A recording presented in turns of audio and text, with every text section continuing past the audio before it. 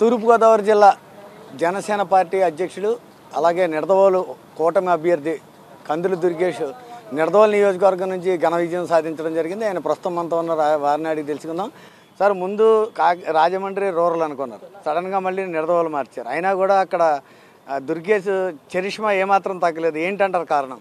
ఇది పవన్ కళ్యాణ్ గారు, చంద్రబాబు నాయుడు గారు, నరేంద్ర మోడీ గారి యొక్క సమైక్యంగా ఏర్పాటు చేసిన కూటమి తాలూకు విజయంగానే దీన్ని మనం భావించాలి.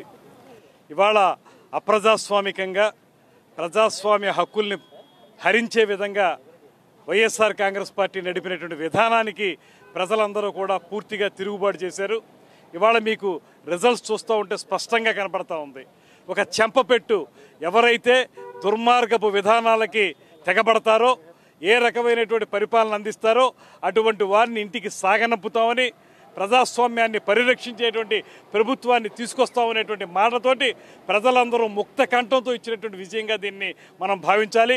ఇందులో కందులు దుర్గేష మరొకళ్ళ కాదు, మొత్తం ఈ కూటమి తరపున ఎవరు పోటీ చేస్తే వాళ్ళందరూ విజయం సాధించడానికి వీలుగానే ప్రజలందరూ మాకు ఓటిచ్చారు.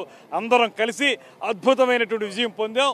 రాబోయే 5 సంవత్సరాల కాలం పాటు ప్రజాస్వామ్యాన్ని పరిరక్షించడం అనేటువంటిది ఒక పద్ధతిగా, అదేవిధంగా అభివృద్ధిని సంక్షేమాన్ని రెండింటిని సమపాళనలో రంగరించి రాష్ట్రాన్ని అభివృద్ధి చేయడమే ధ్యేయంగా మేము ముందుకు వెళ్తామనేటువంటి మాటని సందర్భంగా తెలియజేస్తున్నాను. సార్, ముఖ్యంగా చూసుకుంటే కనుక ప్రభుత్వ వ్యతిరేక ఓటు చేయాలనివ్వను అని పవన్ కళ్యాణ్ గారు చెబుతూనే ఉన్నారు.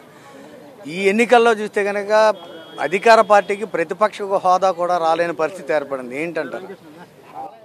3 సంవత్సరాల క్రితమే ఇప్పటం సభలో స్పష్టంగా చెప్పారు పవన్ కళ్యాణ్ గారు.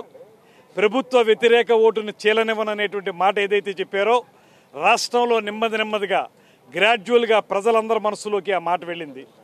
దాంతోపాటు ఈ దుష్ట పరిపాలన తాలూకు దుష్ఫలితాలన్నింటినీ కూడా ప్రజలందరూ అనుభవించి దాని ప్రకారం ఏదైతే ప్రభుత్వ వ్యతిరేక ఓటును చీలనివ్వకూడదనేటువంటి మాట పవన్ కళ్యాణ్ గారు చెప్పారో దాన్ని నిజం చేసే విధంగానే 3 సంవత్సరాలుగా కూడా ప్రజలందరూ మనసుల్లోనే ఆ కార్యాచరణను ఏర్పాటు చేసుకున్నారు.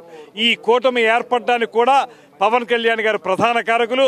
ఆయన యొక్క నాయకత్వంలో ఇవాళ అందరూ సమైక్యంగా నిలబడి ఈ దుర్మార్గపు ప్రభుత్వాన్ని ఇంటికి సాగనంపడం జరిగింది. అందుకే ఇంత ఘన విజయాన్ని సాధించడం జరిగింది. ఎవరూ కూడా ముందుకు రాలేని పరిస్థితి కూడా కనబడతా ఉంది. ఇంత ఘోరంగా ఓడిపోతామని తెలిసి కూడా 9వ తారీఖు విశాఖపట్నం ముహూర్తం పెట్టుకున్నారు. ఏమంటారు? మేకపోతు గాంభీర్యం అంటారు.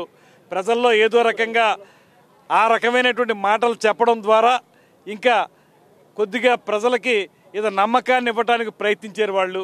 అయితే ప్రజలందరూ అప్పటికే డిసైడ్ అయిపోయారు. 9వ తారీఖు మీరు ప్రమాణ స్వీకారం మీరు కాదు చేసేది. అమరావతి రాజధానిగా ఏదైతే ఈ కూటమి నమ్ముతుందో ఆ అమరావతిలోనే ప్రమాణ స్వీకారం జరిగేటువంటి అవకాశం ఉందనేటువంటి మాట కూడా ప్రజలు చెప్పారు. ఆ ప్రకారమే జరగబోతుంది. ఇది ప్రధానంగా చూసుకుంటే కనుక అమరావతి రాజధానిగా కూటమి ఉమ్మడి అభ్యర్థిగా, ఉమ్మడి రాష్ట్ర ముఖ్యమంత్రిగా చంద్రబాబు నాయుడు ప్రమాణ స్వీకారం త్వరలోనే చేస్తారని, అయితే ఈ యొక్క ప్రజల్ని మభ్యపెట్టడం కోసమే 9వ తారీఖు ప్రమాణ స్వీకారానికి వైఎస్ఆర్సీపీ మైండ్ గేమ్ ఆడిందని చెప్పి కందులు దుర్గేష్ చెప్తున్నారు. వీడియో జర్నలిస్ట్ రామకృష్ణతో అంజిబాబు, ప్రైమ్ న్యూస్, ఉభయ గోదావరి జిల్లాలు.